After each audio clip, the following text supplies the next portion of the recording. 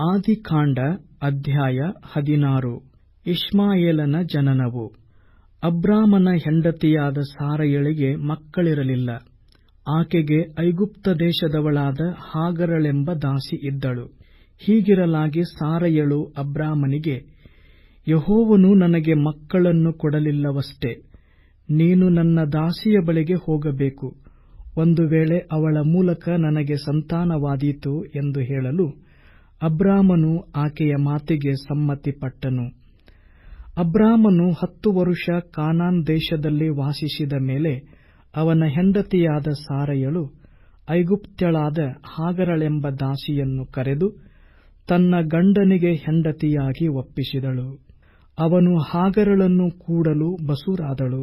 ತಾನು ಬಸುರಾದೇನೆಂದು ತಿಳುಕೊಂಡಾಗ ಅವಳು ಯಜಮಾನಿಯನ್ನು ತಾತ್ಸಾರ ಮಾಡಿದಳು.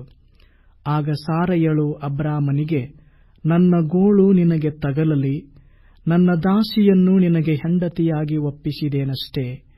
ಅವಳು ತಾನು ಬಸುರಾದೇನೆಂದು ತಿಳಿದು ನನ್ನನ್ನು ತಾತ್ಸಾರ ಮಾಡುತ್ತಾಳೆ. ನಿನಗೂ ನನಗೂ ಯೆಹೋವನೇ ನ್ಯಾಯ ತೀರಿಸಲಿ ಎಂದು ಹೇಳಲು ಅಬ್ರಾಮನು, ನಿನ್ನ ದಾಸಿಯು ನಿನ್ನ ಕೈಯಲ್ಲೇ ಇದ್ದಾಳೆ, ಮನಸ್ಸು ಬಂದಂತೆ ಮಾಡು ಅಂದನು. ಆಗ ಸಾರಯಳು ಅವಳನ್ನು ಬಾಧಿಸಲು ಅವಳು ಓಡಿ ಹೋದಳು. ಅವಳು ಮರಳು ಕಾಡಿನಲ್ಲಿ ಶೂರಿನ ಮಾರ್ಗದ ಒರತೆಯ ಹತ್ತಿರ ಇರುವಾಗ ಯೆಹೋವನ ದೂತನು ಅವಳನ್ನು ಕಂಡು, ಸಾರಯಳ ದಾಸಿಯಾದ ಹಾಗರಳೆ, ಎಲ್ಲಿಂದ ಬಂದಿ, ಎಲ್ಲಿಗೆ ಹೋಗುತ್ತೀ ಎಂದು ಕೇಳಲು ಅವಳು, ನನ್ನ ಯಜಮಾನಿಯಾದ ಸಾರಯಳ ಬಳಿಯಿಂದ ಓಡಿ ಹೋಗುತ್ತಾ ಇದ್ದೇನೆ ಅಂದಳು. ಅದಕ್ಕೆ ಯೆಹೋವನ ದೂತನು, ನೀನು ಯಜಮಾನಿಯ ಬಳಿಗೆ ಹಿಂದಿರುಗಿ ಹೋಗಿ ಅವಳಿಗೆ ತಗ್ಗಿ ನಡೆದುಕೋ ಅಂದನು.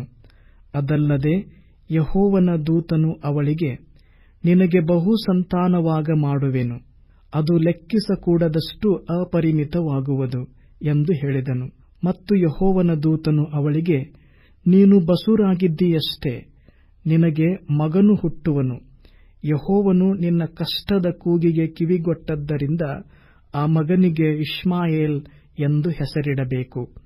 ಅವನು ಕಾಡುಗತ್ತೆಯಂತೆ ಇರುವನು, ಅವನು ಎಲ್ಲರ ಮೇಲೆ ಕೈಯೆತ್ತುವನು, ಹಾಗೆಯೇ ಅವನ ಮೇಲೆ ಎಲ್ಲರೂ ಕೈಯೆತ್ತುವರು. ತನ್ನ ಅಣ್ಣ ತಮ್ಮಂದಿರ ಎದುರುಗಡೆಯೇ ವಾಸವಾಗಿರುವನು ಎಂದು ಹೇಳಿ ಹೋದನು. ಅವಳು, ನನ್ನನ್ನು ನೋಡುವಾತನನ್ನು ನಾನು ಇಲ್ಲಿಯೂ ನೋಡಿದ್ದೇನಲ್ಲ ಅಂದುಕೊಂಡು ತನ್ನ ಸಂಗಡ ಮಾತಾಡಿದ್ದ ಯೆಹೋವನಿಗೆ ಎಲ್ಲವನ್ನೂ ನೋಡುವ ದೇವರೆಂದು ಹೆಸರಿಟ್ಟಳು. ಈ ಸಂಗತಿಯಿಂದ ಅಲ್ಲಿರುವ ಬಾವಿಗೆ ಲಹೈ ರೋಯಿ ಬಾವಿ ಎಂದು ಹೆಸರಾಯಿತು. ಅದು ಕಾದೇಶಿಗೂ ಬೆರೆದಿಗೂ ನಡುವೆ ಅದೇ. ಹಾಗರಳು ಅಬ್ರಾಮನಿಂದ ಮಗನನ್ನು ಹೆತ್ತಳು. ಅಬ್ರಾಮನು ಅವನಿಗೆ ಇಷ್ಮಾಯೇಲ್ ಎಂದು ಹೆಸರಿಟ್ಟನು.